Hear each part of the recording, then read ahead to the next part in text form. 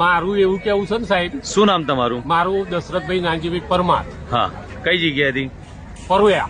હા, બોલો. હું ખાતર લેવા માટે આવ્યો છું. હા લગભગ 200 થી 300 ની લાઈન છે સાહેબ. હા, આ લોકો આધાર કાર્ડ અમને આપ્યું છે, તો આધાર કાર્ડના થ્રુ આપણે વિતરણ કરતા હોય તો શું વધુ આવે?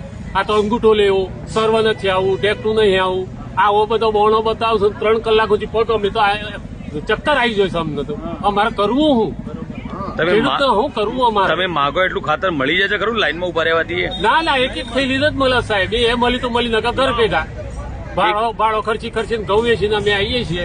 શું કરવું અમારે? ખાતર નહીં મળતો.